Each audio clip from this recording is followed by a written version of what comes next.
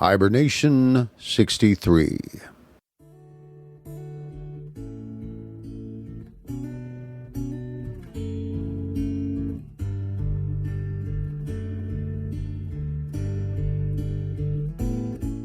Grizzly's Growls presents Stories from the Hiber-Nation. Read by David Grizzly Smith.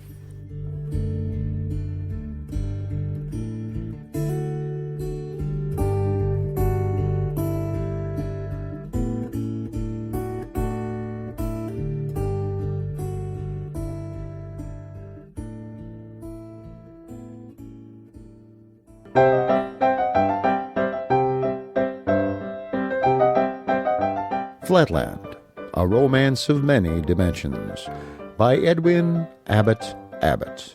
Read by David Grizzly Smith.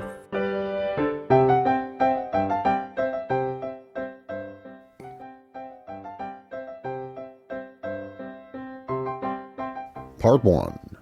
This World.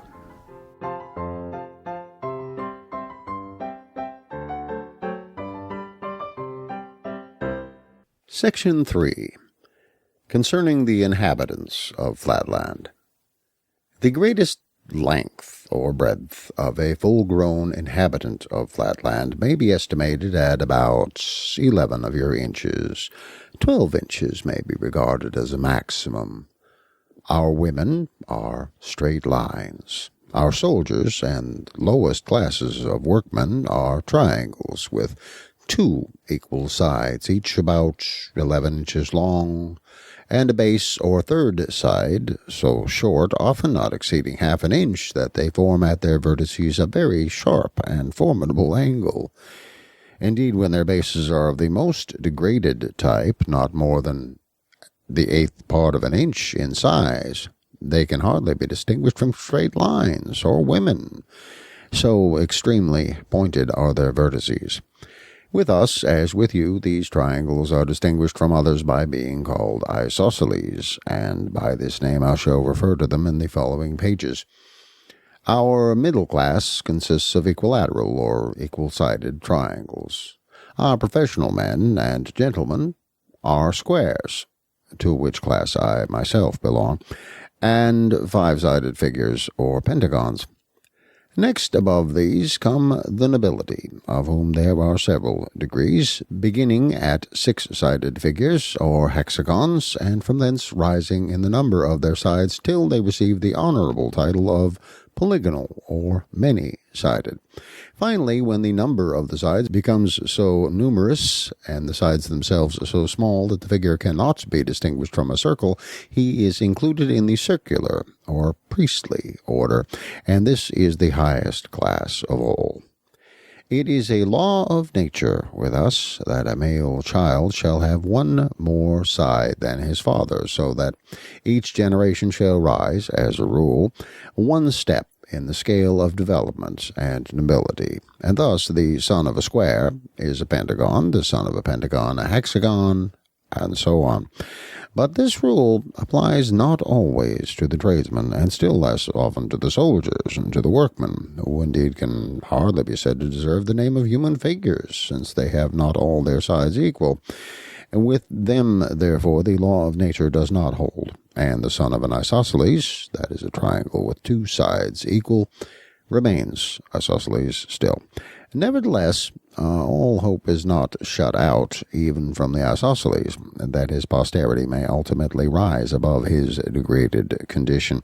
For after a long series of military successes, or diligent and skillful labors, it is generally found that the more intelligent among the artisan and soldier classes manifest a slight increase of their third side, or base, and a shrinkage of the other 2 sides, into marriages arranged by the priests between the sons and daughters of these more intellectual members of the lower classes, generally results in an offspring approximating still more to the type of equal-sided triangle. Rarely, in proportion to the vast number of isosceles births, is a genuine and certifiable equal-sided triangle produced from isosceles parents. What need of a certificate, a Spaceland critic may ask. Is not the procreation of a square son a certificate from nature herself, proving the equal-sidedness of the father? Well, I reply that no lady of any position will marry an uncertified triangle. A square offspring has sometimes resulted from a slightly irregular triangle, but in almost every such case the irregularity of the first generation is visited on the third, which either fails to attain the pentagonal rank or relapses to the triangular. Such a birth requires as its antecedents not only a series of carefully arranged intermarriages, but also a long-continued exercise of frugality and self-control on the part of the would-be ancestors of the coming equilateral, and a patient, systematic, and continuous development of the isosceles intellect through many generations. The birth of a true equilateral triangle from isosceles parents is the subject of rejoicing in our country and for many furlongs around. After a strict examination conducted by the Sanitary and Social Board, the infant, if certified as regular, is with solemn ceremonial admitted into the class of equilaterals. He is then immediately taken from his proud yet sorrowing parents and adopted by some childless equilateral, who is bound by oath never to permit the child henceforth to enter his former home or so much as look upon his relations again, for fear lest the freshly developed organism may, by force of unconscious imitation, fall back again into his hereditary level. The occasional emergence of an isosceles from the ranks of his serf-born ancestors is welcomed not only by the poor serfs themselves, as a gleam of light and hope shed upon the monotonous squalor of their existence, but also by the aristocracy at large. For all the higher classes are well aware that these rare phenomena, while they do little or nothing to vulgarize their own privileges, serve as a most useful barrier against revolution from below. Had the acute-angled rabble been all, without exception, absolutely destitute of hope and of ambition, they might have found leaders in some of their many seditious outbreaks so able as to render their superior numbers and strength too much even for the wisdom of the circles. But a wise ordinance of nature has decreed that, in proportion to the working class's increase in intelligence, knowledge, and all virtue, in that same portion their acute angle, which makes them physically terrible, shall increase also, and approximate to the harmless angle of the equilateral triangle.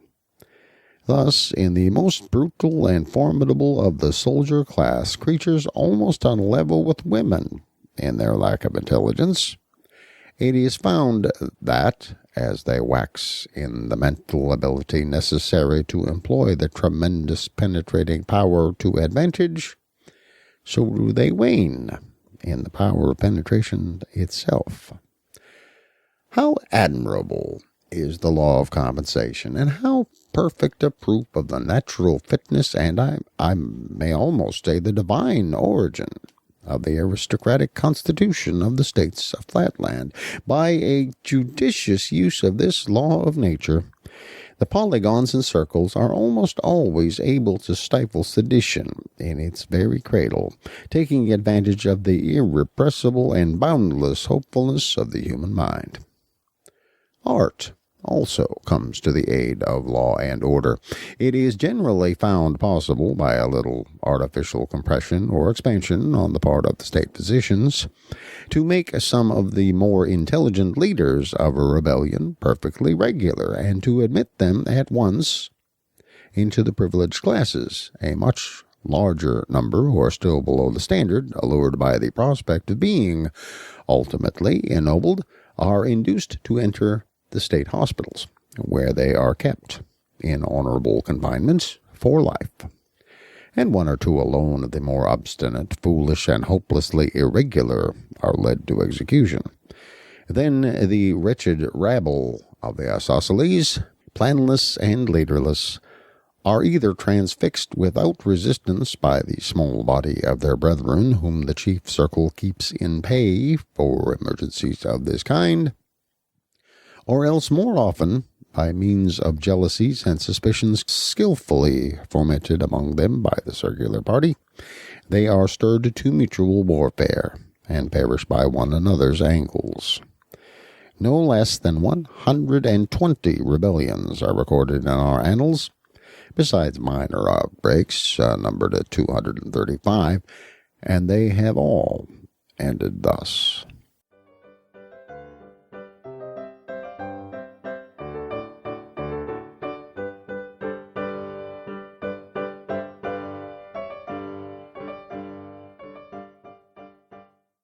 Section 4.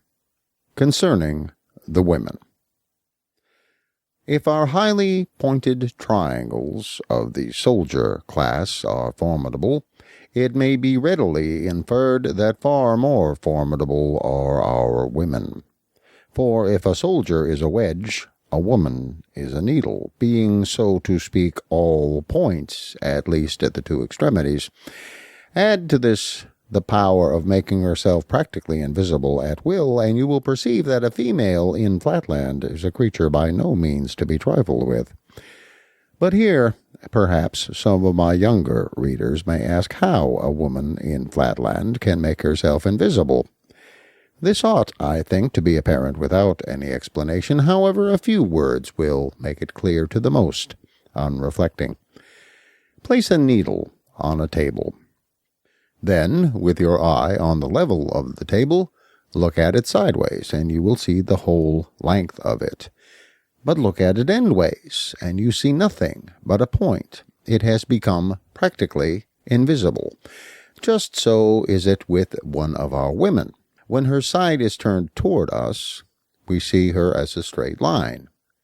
When the end containing her eye or mouth, for with us these two organs are identical, is the part that meets our eye, then we see nothing but a highly lustrous point. But when the back is presented to our view, then, being only sub-lustrous, and indeed almost as dim as an inanimate object, her hinder extremity serves her as a kind of invisible cap. The dangers to which we are exposed from our women must now be manifest to the meanest capacity in Spaceland. If even the angle of a respectable triangle in the middle class is not without its dangers, if to run against a working man involves a gash, if a collision with an officer of the military class necessitates a serious wound, if a mere touch from the vertex of a private soldier brings with it danger of death, what can it be to run against a woman, except absolute and immediate destruction? And when a woman is invisible, or visible only as a dim sublustrous point, how difficult must it be, even for the most cautious, always to avoid collision? Many are the enactments made at different times in the different states of Flatland in order to minimize this peril, and in the southern and less temperate climates, where the force of gravitation is greater and human beings more liable to casual and involuntary motions, the laws concerning women are naturally much more stringent. But a general view of the code may be obtained from the following summary. 1.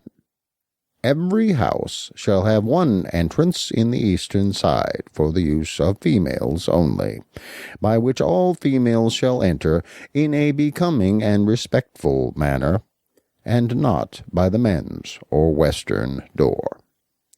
When I was in Spaceland, I understood that some of your priestly circles have in the same way a separate entrance for villagers, farmers, and teachers of board schools, that they may approach in a becoming and respectful manner. 2. No female shall walk in any public place without continually keeping up her peace cry under penalty of death. 3. Any female duly certified to be suffering from St. dance, fits, chronic cold accompanied by violent sneezing, or any disease necessitating involuntary motions shall be instantly destroyed. In some of the states, there is an additional law forbidding females under penalty of death from walking or standing in any public place without moving their backs constantly from right to left so as to indicate their presence to those behind them.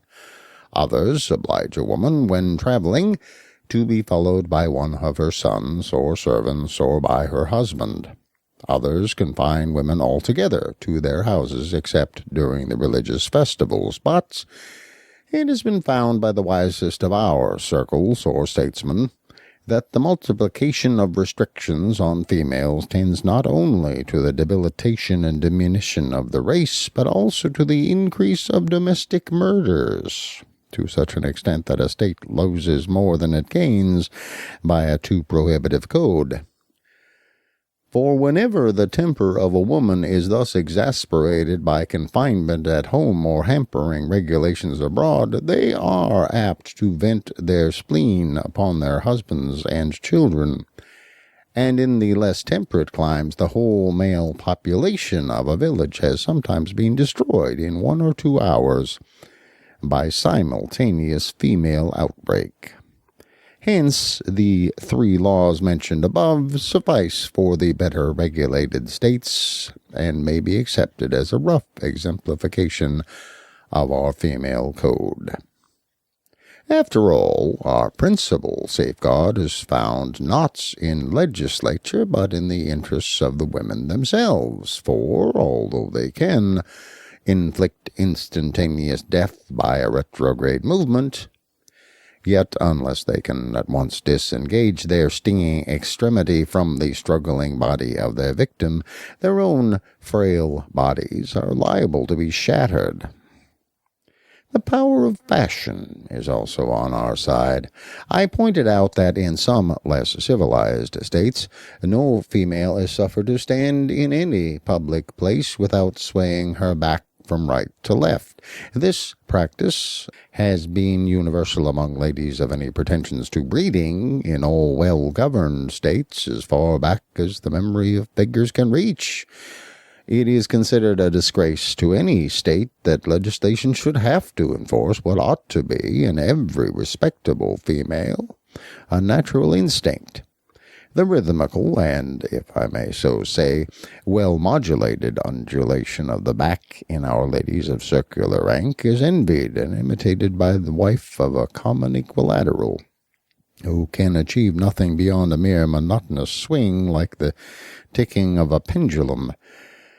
And the regular tick of the equilateral is no less admired and copied by the wife of the progressive and aspiring isosceles, in the females of whose family no back motion of any kind has become as yet a necessity of life.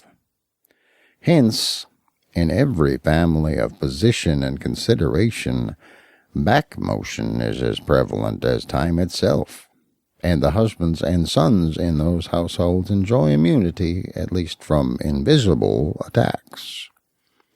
Not that it must be for a moment supposed that our women are destitute of affection, but unfortunately the passion of the moment predominates in the frail sex over every other consideration. This is, of course, a necessity arising from their unfortunate conformation, for as they have no pretensions to an angle, being inferior in this respect to the very lowest of the isosceles, they are consequently wholly devoid of brain power, and have neither reflection, judgment, nor forethought, and hardly any memory. Hence, in their fits of fury, they remember no claims and recognize no distinctions. I have actually known a case where a woman has exterminated her whole household, and a half an hour afterwards, when her rage was over and the fragments swept away, has asked what has become of her husband and her children. Obviously, then, a woman is not to be irritated, as long as she is in a position where she can turn round. When you have them in their apartments, which are constructed with a view to denying them that power, you can say and do what you like, for they are then wholly impotent for mischief, and will not remember a few minutes hence the incident for which they may be at this moment threatening you with death, nor the promises which you may have found it necessary to make in order to pacify their fury. On the whole, we get on pretty smoothly in our domestic relations, except in the lower strata of the military classes. There, the want of tact and discretion on the part of the husbands produces at times indescribable disasters. Relying too much on the offensive weapons of their acute angles instead of the defensive organs of good sense and sensible simulations, these reckless creatures too often neglect the prescribed construction of the women's apartments, or irritate their wives by ill-advised expressions out of doors, which they refuse immediately to retract. Moreover, a blunt and stolid regard for literal truth indisposes them to make those lavish promises by which the more judicious circle can, in a moment, pacify his consort. The result is massacre, not, however, without its advantages, as it eliminates the more brutal and troublesome of the isosceles, and by many of our circles the destructiveness of the thinner sex is regarded as one of the many providential arrangements for suppressing redundant population and nipping revolution in the bud. Yet even in our best regulated and most approximately circular families, I cannot say that the ideal of family life is so high as with you in Spaceland. There is peace, in so far as the absence of slaughter may be called by that name, but there is necessarily little harmony of tastes or pursuits, and the cautious wisdom of the circles has ensured safety at the cost of domestic comfort.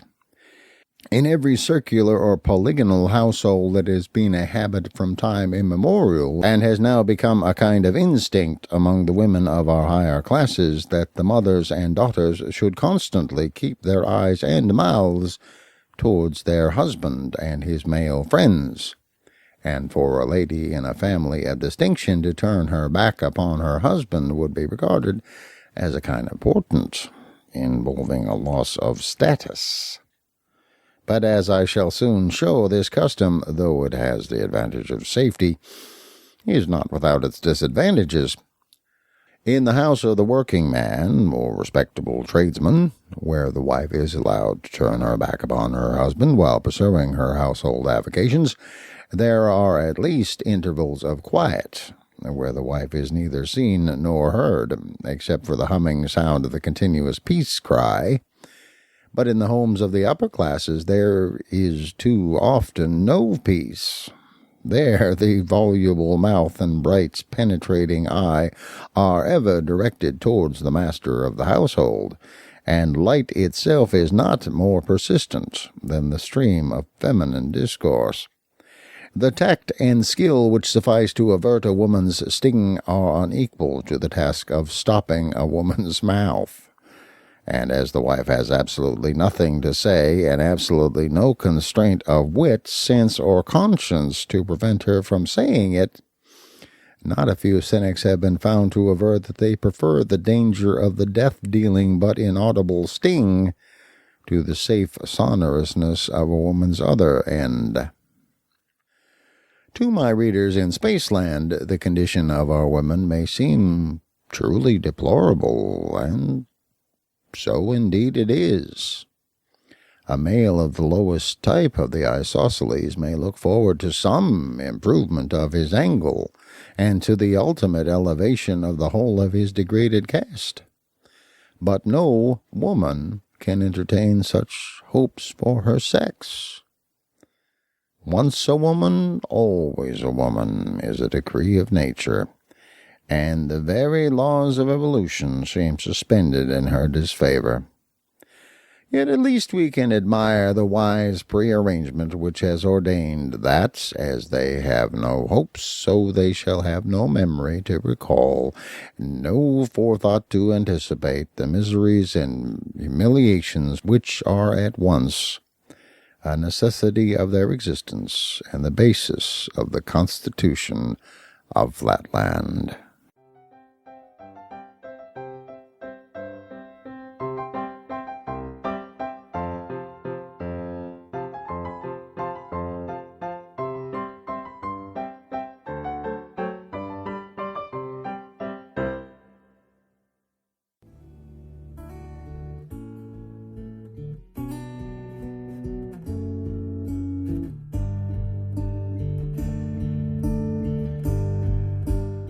Thank you for listening to Stories from the Hiber-Nation. Comment on the website at grizzliesgrowls.com.